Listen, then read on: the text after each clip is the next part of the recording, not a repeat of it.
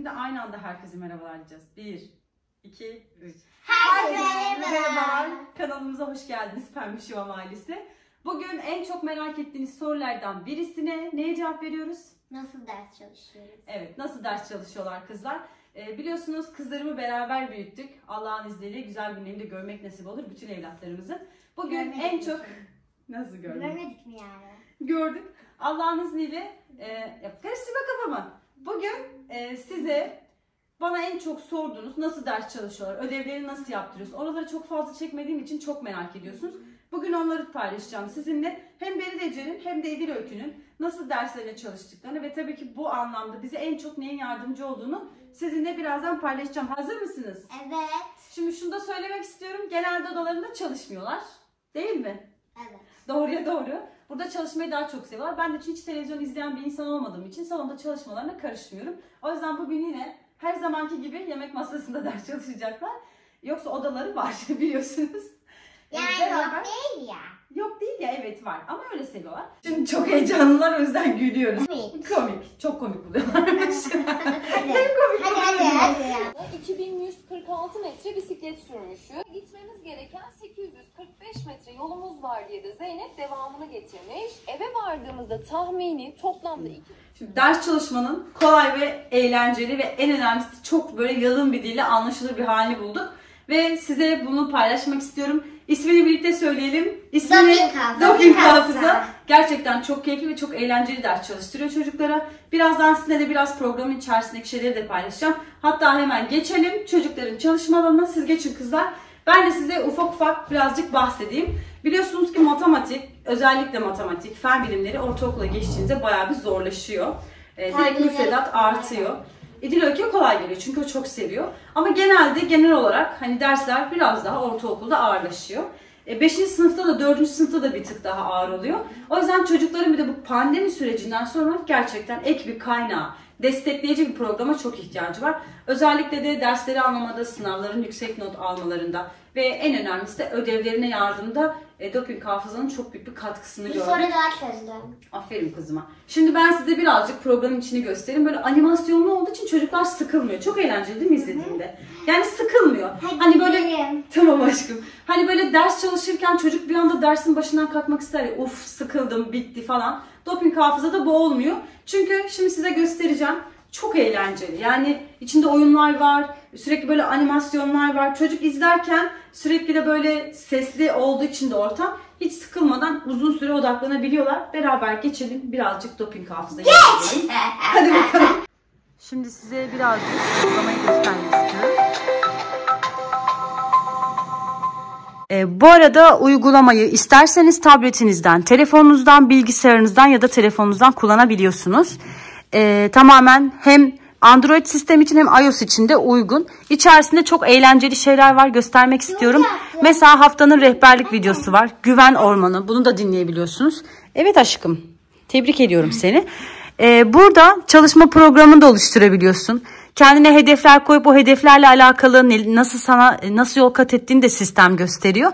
Aynı zamanda da burada direkt psikolog ve psikolojik anlamda danışmanla da birebir online olarak da size hizmet sunuyor arkadaşlar. Gerçekten Doping Hafıza bir çocuğun ihtiyacı olan her şeyi bir uygulamanın içerisinde çok güzel bir şekilde sığdırmış. Seni tebrik ediyorum Beril Ece. Puanlarını da görüyorsunuz. Çocuğunuzu sizler de kontrol edebiliyorsunuz. En güzel yanlarından biri de bu. O zaman arkadaşlar annemizin yönergesiyle dilerseniz bakalım nasıl hesaplıyoruz. Sözcüğün sözlükteki birinci anlamının da yine bize gerçek yani temel anlamı verdiğini anlıyorum. Toparlayacak olursak ne dedik? Okuduğumuzda, söylediğimizde aklımıza ilk gelen anlamına ve sözlükte de... Özellikle buradan bu videoyu ilk defa izleyen anne babalara şunu söylemek istiyorum. Biliyorsunuz ki özel ders ücretleri inanılmaz pahalı, hatta saatleri bile çok fazla. Ve aynı zamanda okuldan al, bir daha özel derse götür. Orada benzin masrafı götür, getir, bir de çok yakın mı uzak mı bulacaksınız, o da ayrı bir meşakkat. Bir de çocuğu okuldan alıyorsunuz. Bir saat sonra hemen özel derse götürecek misiniz? 2 saat sonra mı? Çok sıkıntı. Bir de her branş için ayrı ders sağlıyorsunuz. Bir de etüt merkezleri de bildiğiniz bir özel okul ücretinde, az bir şey değil. Doping Hafıza'ya hem Beril Ece paketi aldık hem de Edil Öykü'ye. 5. sınıf, 6. sınıf, 7. sınıf, 8. sınıf paketleri de var. İstediğiniz gibi her çocuğunuza, sizin kendi çocuğunuzun sınıfına göre uygun paket alabiliyorsunuz. Diyelim çocuğunuz matematikte mi eksik? O konuda çocuğunuzun program gerçekten akıllı bir sistemi olduğu için çocuğunuzun eksik olduğu noktaları algılayıp o noktada uyarı veriyor ve çocuğunuzu o anlamda o noktada daha böyle odaklanmasını sağlıyor. Ve şunu da söylemek istiyorum.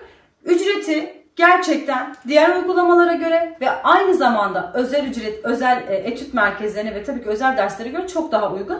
Çocuklarınızın özel dersini, etüt merkezlerini bildiğiniz böyle bir bilgisayar ya da bir tabletle, hatta telefonla bile istediğiniz her ortamda evinize taşıyabiliyorsunuz. Bence bizim çocuklarımız çok şanslı, bizim gibi değiller. Bizim zamanımızda bir bilgiye ulaşmak çok zordu. O yüzden ben çok şanslı buluyorum. Ve Doping Hafıza'yı da animasyonlarından dolayı da çok beğeniyorum. Animasyonları gerçekten göze hitap ediyor, çocuklara da hitap ediyor. Mesela bu bir ünite, örnek veriyorum, gerçek temel anlamı anlatıyor. Mesela ben bile izlerken asla sıkılmam çünkü çok keyifli anlatmış. Ders odaklanmasında sıkıntı yaşayan, derslerine uzun süre odaklanamayan çocuklar için muazzam bir seçenek. Şimdi sizinle beraber Beril Ece'nin bir tane sorusunu çözelim. Hadi bakalım Beril Ece, bu soruyu sen çözeceksin. Soru nedir? Yukarıda verilen toplama işleminde sayılar en yakın onluğa yuvarlanarak tahmin ediliyor. Buna göre doğru cevap hangisidir? Mesela şu anda Beril Ece çözmek yerine direkt işaretlemeyi tercih etti. Beril Ece çözümü izleyene tıkla aşkım. Şimdi bize çözümü detaylı bir şekilde nasıl yapmamız gerektiğini anlatıyor. Bakın çocuk burada yanlışını da görüyor. Toplama işleminde sayılar en yakın onluğa yuvarlanarak tahmin ediliyor. Buna göre doğru cevap aşağıdakilerden hangisidir demiş.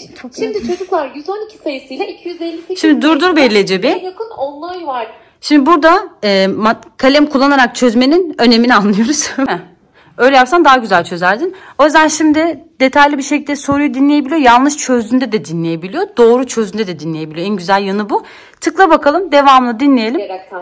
Kullanımı da çok pratik, kolay. Sayısıyla başlıyorum. Onluğa göre yuvarladığımızda birler basamağına bakarak karar veriyorduk. Bildiğiniz böyle kalemle çiziyor gibi 2. Çocuk yani gayet rahat bir şekilde çözebiliyor. Dolayısıyla 58 onluğunu bir sonraki onluğa yani 260'a yuvarlayacaktır. Şimdi toplayacak. Toplamını alabiliriz çünkü tahmin ediyoruz. Gerçekten bir öğretmen edasıyla anlatıyor. Sayımızı 370 olarak tahmin ediyoruz. Doğru cevabımız D şıkkıdır. İşte bu kadar. Beril Ece, şimdi sen orada detaylı bir şekilde çözümü inceleyince tam olarak aklında oturdu mu? Şimdi cevabı net bir şekilde anladın. Bir öğretmen gibi anlatıyor değil mi? Ne diyeyim? Ne aşkım? Evet, ama artık çok geç. Evet, hadi bakalım. Şimdi diğer soruya geçelim. Yani bu şekilde kızlar çözüyor. Çözdükten sonra diyelim ki çocuk o sıra yanlış mı çözdü? Hemen çözüm inceleme şeyi çıkıyor, butonu. Oraya tıkladığınızda çocuğunuz orada neyi hata yaptığını, neyi doğru yaptığını direkt aşama aşama görüyor. Bir de böyle hani kalemlerle falan çiziyor ya, böyle kırmızı kırmızı. Resmen karşısında bir öğretmen varmış da sanki onu o anda böyle kağıdın üzerine çiziyormuş hissi veriyor çocuğa. Çok da doğal olarak derse daha güzel odaklanıyor. Yani hiçbir şekilde onu dersten koparmıyor. Şöyle hemen bilgisayarın başına geçip ya da telefon, tablet hiç fark etmiyor. Bakın İdil Öykü bilgisayardan yapıyor. Bir şey gösterecektim aşkım. Keşke buraya girmeseydin. Ha tamam, burada kal. Beril Ece de tabletten çalışıyor. Eğer tabletimiz olmasaydı ben kendi telefonumu da verirdim. Hiç sorun değil. Direkt uygulamanın şu yukarısından dersleri seçiyorsunuz kızlar. Bakın İngilizce, sosyal bilgiler, Türkçe, işte fen bilimleri ve matematik var. Burada şunu söylemek istiyorum. Çocuğunuzun dersine göre direkt zaten çıkıyor. Hani eğer diyelim ki 8. sınıftaysa farklı bir ders varsa o da direkt ekleniyor. Diyelim ki biz şuradan Türkçeyi seçtik. Bu arada burada bakın denemeler var. Kendi istatistiklerinizi görebiliyorsunuz. Burada eksiklerinizi, artınızı, her şeyinizi görebiliyorsunuz. Sizi program, akıllı sistem sizi resmen çocuğunuzu takip ediyor. Ve ne kadar sistemde kaldığınızı da gösteriyor. Kaç tane ders çalıştığınızı da gösteriyor. Şimdi buradan direkt Türkçeyi seçelim. Buradan bir tane soru bankası açalım. Mesela aç aşkım. Soru bankası açalım. Size böyle programın ne kadar kullanılır olduğunu da göstermek istedim. Gerçekten kolay. Basit, hiç zorlanmazsınız. Birkaç kere girdikten sonra çok rahatlıkla sistemi hemen hakim olursunuz. Doğru cevap verdim. Aferin kızıma benim. Aferin sana aşkım. Şimdi bakın doğru cevap verdiğinde de çözümü izleyin diye çıkıyor. Hani tahmini bir doğru cevap bile olduysa size çözümü inceleyerek, evet sen bunu çözerek yaptın. Size inceleyerek nerede hata, nerede eksik ya da doğru mu yaptığınızı net bir şekilde gösteriyor. Hiçbir çözüm, hiçbir cevap ya da hiçbir bilgi havada kalmıyor. Bunun en güzel yanı da bu. Buraya bir şey. Diyelim ki çocuğunuz okulda bir üniteyi o gün işledi. Mesela sözcükte anlam. Ve eve geldi. Ders tekrar dinlemek istemiyor ama soruyu çözmek istiyor. Burada izledim, hadi soruları çözelim var. Tıklıyorsunuz. ve buradan açıyor. O konuyla ilgili sorularını çözmeye başlıyor. Aynı şekilde Beril Ece'nin tabletinde gösterdiğim gibi burada da yanlış yaparsa sistem size burada çözümü izleyin seçeneğini çıkartıp oradan rahatlıkla soruları tek tek incelemenizi sağlıyor. Mesela doğru cevap. Şu an yanlış cevap verdi. Doğru cevabı anlatıyor. Diğer cevabın açıklamasını da yapmış. Yerim seni Diloy. İçerisinde böyle çok eğlenceli çocukları rahatlatacak masallar da var. Ve daha çok sayıda hayvan bir arada yaşarmış. Hepsi de çok mutluymuş bir arada olmaktan. Soru neydi? Yeşilpınar köyünde 182 kadın, 179 erkek, 243 çocuk yaşamaktadır. Buna göre köyün nüfusu kaçtır? Direkt Beril burada toplamış ve işaretliyorsun. Çak. Aferin. Sana doğru. Çözümü istersen izleyebilirsin ama sen zaten nasıl yapacağını anladın ki doğru cevap verdin. Tebrik ediyorum seni Beril. Hadi bakalım diğer soruya geçelim. Şimdi bir soruyla daha karşı karşıyayız. Okulumuzda 2145 öğrenci, komşu okulda ise bizim okuldan 248 fazla öğrenci kayıtlıdır. İki okulda toplam kaç öğrenci vardır? Bunu nasıl çözdün Beril? Böyle yanlış oldu. Neden yanlış oldu? Şimdi aç bakalım. Diyor ki 248 fazla öğrenci kayıtlıdır diyor. Yani senin 2145'e 248 ekledikten sonra 2145'e toplaman lazımdı. Çözüm izle bak o şekilde çıkacak. Göreceksin. Anladın mı demek istediğimi şimdi? 2145 öğrenci. Minnoş. Bakın böyle kafasına takılanları çok güzel anlatıyor program. 2 öğrenci vardır.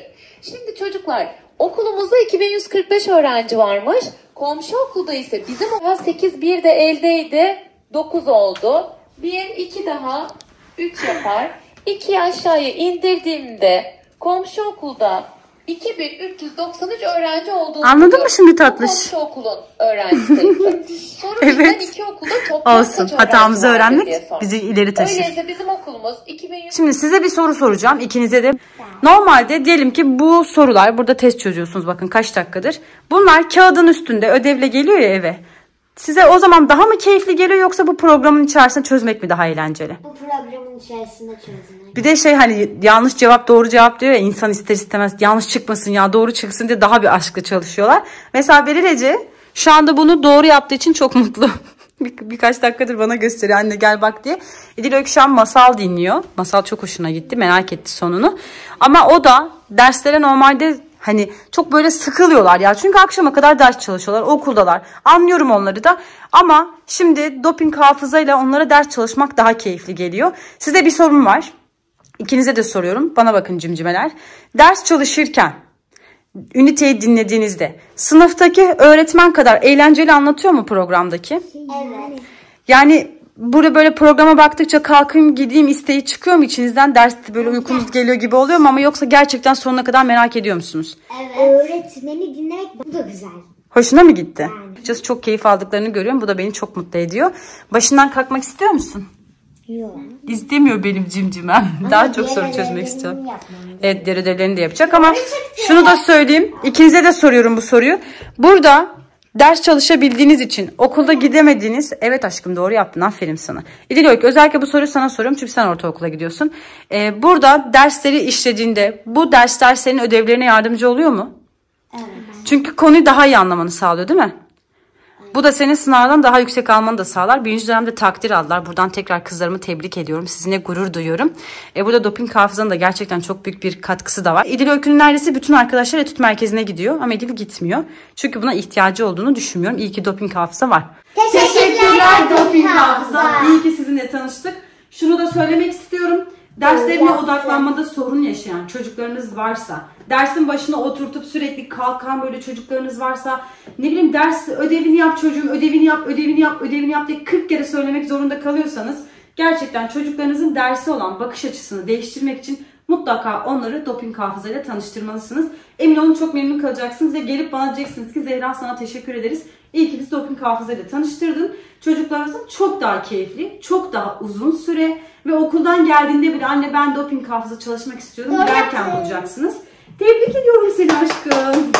Ellerine sağlık. Şimdi şunu da söyleyeyim doping hafızanın ben size açıklama kısmına ve yorumlara nereden paketini satın alabileceğinizi göstereceğim. Çocuklarınızın sınıfına göre paketler satın alabiliyorsunuz. Hayatınızda çocuklarınıza ve kendinize yapacağınız en büyük iyiliklerden birisi olacak. Çünkü çocuklarınız ders konusunda sizi bunaltmayacak. Anneler babalar çalışıyor olabilirler. Ödev konusunda çok fazla yardımcı olamayabilirsiniz. Hayat meşgaleniz çok fazla.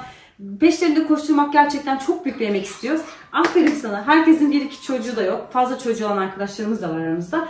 O yüzden çocuklarınızın hem ödev konusunda hem derslerini çok severek yapmalarını istiyorsanız, derste ve okula bakış açıları değişsin, karnelerine ve sınav sonuçlarına da bu sonuçlar yansısın istiyorsanız doping hafızayı gönül rahatlığıyla çocuklarınıza alabilirsiniz. Benim tavsiyem, benim biliyorsunuz bu konuda bana çok fazla soru geliyor da hani çocuklarınızı nasıl ders çalıştırıyorsunuz? Zehra hayatın çok yoğun. Derslere nasıl koşturuyorsun? Çocuklar nasıl derslerinde bu kadar iyi diyordunuz? Ben de bu videoda size bunun da cevabını vermiş oldum. Bu ders çalışma vlog oldu tamamen. Biz okuldan geldiklerinde genel olarak bu şekildeyiz. Tam olarak size bir günümüzü yansıtmış olduk ders anlamında. Size dediğim gibi aşağıya bırakacağım. Kızlarla bu videonun sonuna gelmiş bulunmaktayız. Size elveda diyelim. Sizi çok seviyorum. Tebrik ediyorum seni aşkım. Kanalımıza abone olmayı da unutmayın. Kendinize iyi bakın. Doping hafızaya buradan sevgiler. Şimdiden kullanacak arkadaşlarımıza da hayırlı olsun. İnşallah çocuklarımıza bol başarılı, zihinleri açık, efsane bir dönem diliyorum inşallah. Kendinize iyi bakın. El sallayın bakayım kızlar. Hoşça kalın. Allah'a emanet olun.